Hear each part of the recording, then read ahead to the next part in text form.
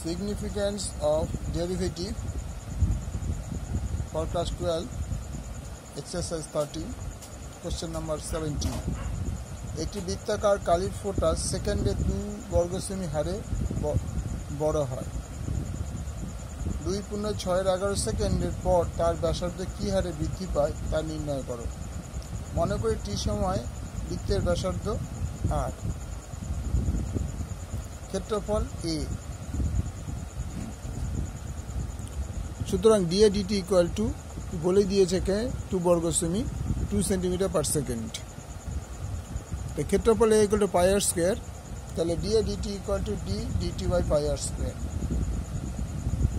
1 সেকেন্ডের ক্ষেত্রফল বৃদ্ধি, এটাকে ডিফারেন্সিয়েট করলে কি দাঁড়ায়, ইকুয়াল টু পাই থাকবে, আর স্কোয়ারটা হচ্ছে 2r to the power 2 minus 1, অর্থাৎ n into x to the power n into x to the power n minus 1 যে ফর্মুলা, সে ফর্মে 1 বিয়োগ করে এই দেখো 2r হলো, আর মাইনাস বিয়োগ করলে একটা r থাকে, তাহলে পাই 2r dr বাই dt।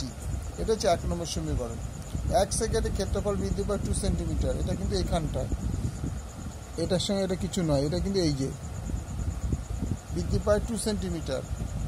এত সেকেন্ডে বৃদ্ধি পায় 2 ইন্টু 28/11, 56/11 সেন্টিমিটার বৃদ্ধি পাচ্ছে।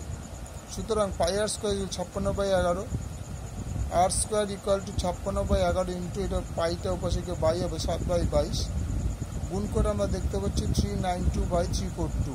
এটা ডিভাইড করলে আমরা 1.619 পাবো। তাহলে আর স্কোয়ার ইকুয়াল টু, যেহেতু এটা আর স্কোয়ার আছে, দুদিকে রুট করে দিচ্ছি, দুদিকে রুট করলে আটটা স্কোয়ারটা উঠে গেল, আর ইকুয়াল টু এর বর্গমূল হয়ে গেল 1.27। 1 নম্বর সমীকরণ থেকে 1 নম্বর সমীকরণ মানে এটা dA by dt equal to d dt pi r square.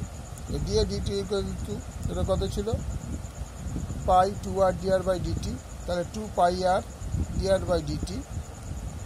আর এবার কথাটা যদি আমরা ঘুরিয়ে দিই, এটা যদি আগে দিই আর এটা পরে দিই, তাহলে কী হবে, এটা পাশে উল্টে যাবে, dr by dt equal to 1/2 pi r dA dt। তা 2 কেটে গেল, তাহলে 1/পাই ইন্টু 1.27, পাই মানে 22-এর সাথে উল্টে গিয়ে 7/22 ইন্টু 1.27। এটা যদি আমরা ডিভাইড করি দেখা যায় 0.2505 হয়, আমরা তো 0.25 সেন্টিমিটার পার সেকেন্ড।